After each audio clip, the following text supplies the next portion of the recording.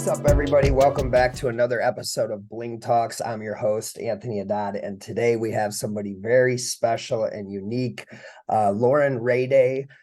She is the Investor Relations and Fundraising with Clear Investment Group out of Chicago. Lauren, it's a pleasure to have you on. Thank you for having me. With us. Yeah. Thank you for taking time out of the day. How's it going? It's good. It's a good day. Yeah. How's the weather in Chicago? Today, it's now, I don't know if you can see, now it's sunny. It was raining this morning. It's probably going to rain again later, but that's the beauty of Chicago. If you don't like the weather, wait an hour. Right. I'm originally from St. Louis, Missouri. I get that. So yeah. So you're a little bit of a unique guest, in the sense that you are, have had your education in gemology and have been in the jewelry business for a long time and kind of recently pivoted into, in my opinion, a really cool and powerful industry, where a lot of money's thrown around and big assets and stuff like that. So I guess just start off by just kind of introducing yourself and kind of how you got where you are right now. Okay. Well, my name is Lauren. I am originally from Atlanta, and I spent 15 years in the high-end luxury retail world, starting with Tiffany Company. And from Tiffany, I went to Harry Winston. I earned my graduate gemology degree in 2015. Stayed with Harry Winston until mid to late COVID 2020. And then I just, it was a scary time.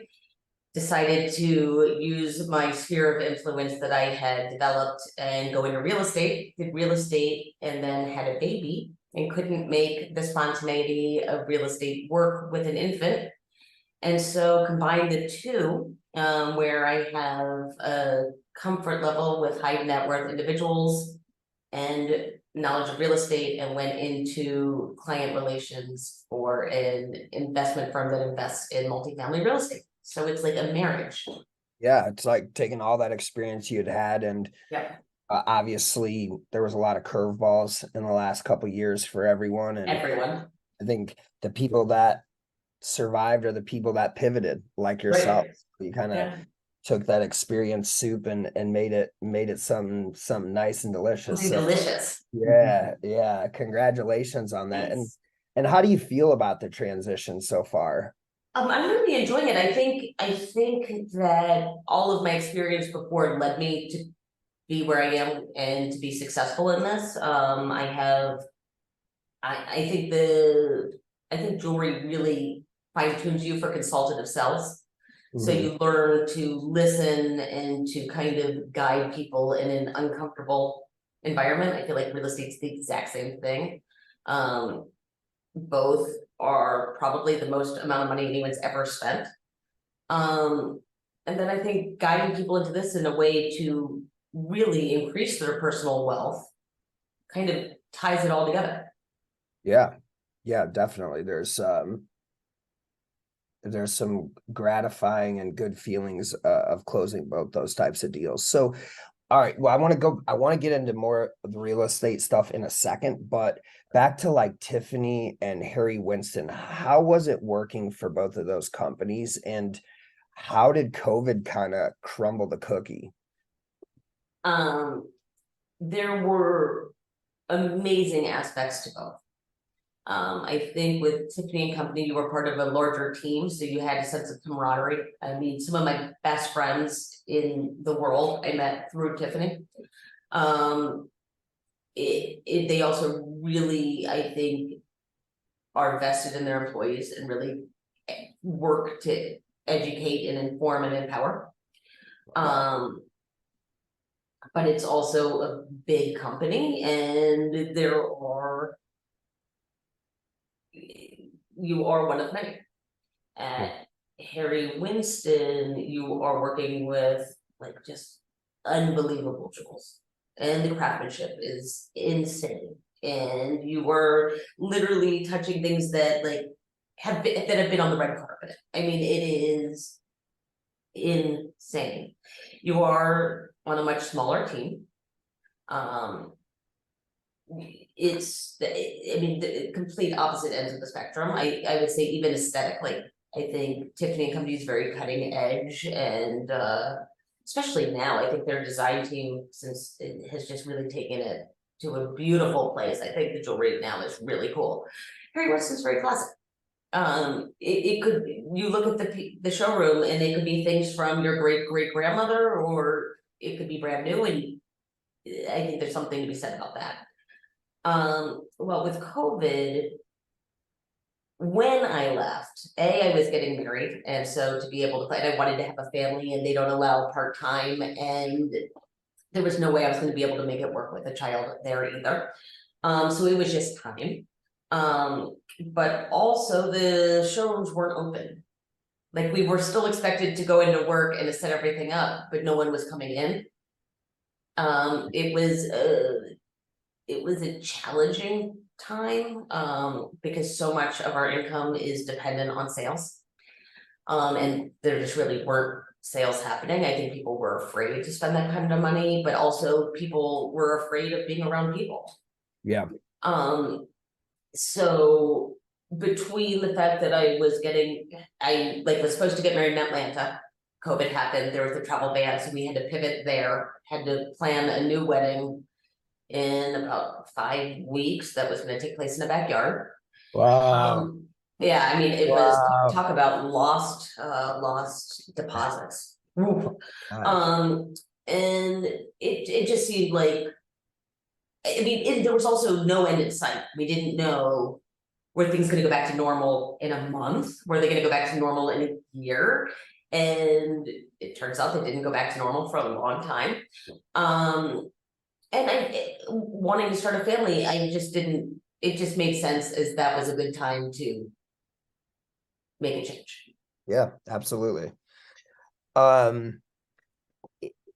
that there was definitely some, I mean, it was scary for everybody, Terrifying. it took a long time, but eventually, at least from what we saw, and a lot of the people in our business and businesses we work with across the country, there was a massive kick. Massive uptick. Yeah. That disposable income got back into the market, but nonetheless, I think But it took about 2 years.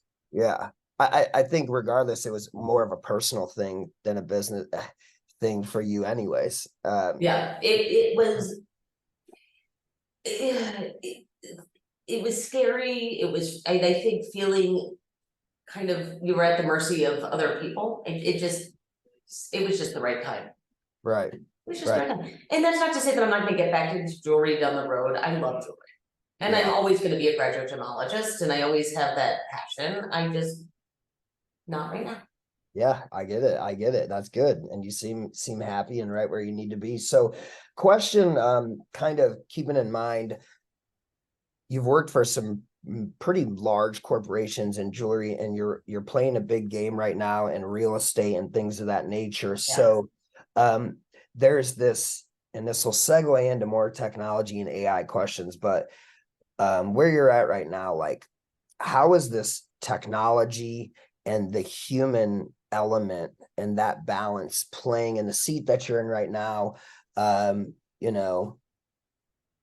Well, I will say Zoom or Microsoft Teams is utilized for a lot of meetings still. I think face to face, there is a value in that. I think you tend to have more of a connection in person. There's nothing I like less than a Zoom happy hour. Hate them. I feel like as far as networking, it's a little bit harder to have that. Like, if you're with someone and you're at a function and you're engaging, I think that connection happens so much faster. However, for someone who's in Florida, with someone who is in Chicago, and a lot of our investors are not in Chicago, this is better than a phone call. Oh yeah. So using technology to mitigate the distance has been wonderful.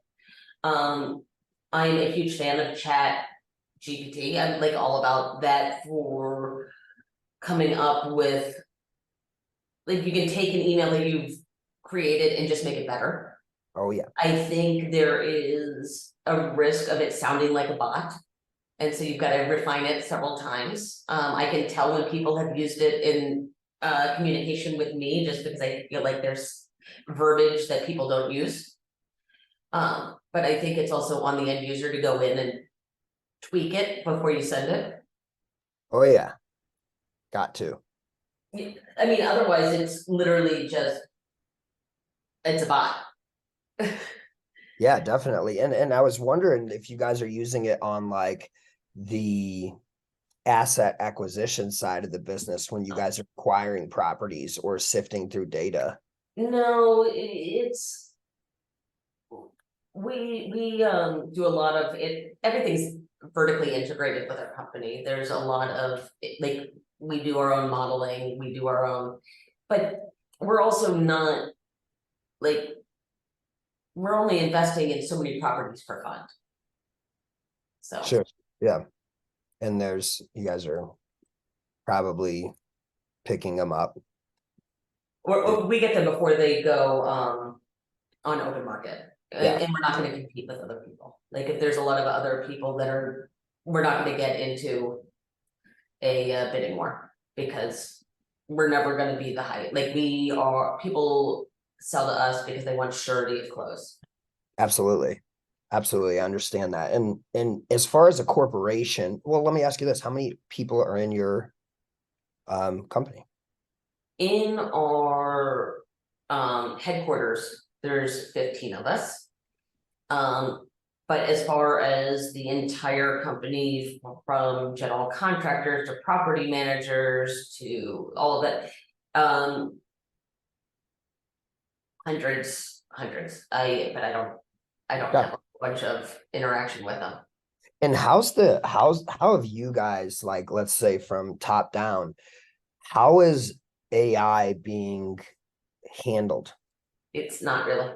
It's not. It's Wow. not. Okay. Interesting. Now, that doesn't mean, that's not to say that it wouldn't be at some point in the future, but it's also, I don't think, we're quite at the point that, I mean, it's the same as having an administrative assistant in India. We're not using that either. Yeah. There's definitely a lot of applications to it Yeah. that people are unaware of, that I learned a ton from some very high up government officials and things like that. But think of how crazy this is, all right? That Mhm. our government and all these major corporations have had this Oh, technology, forever. using Facial this recognition, all of forever. it.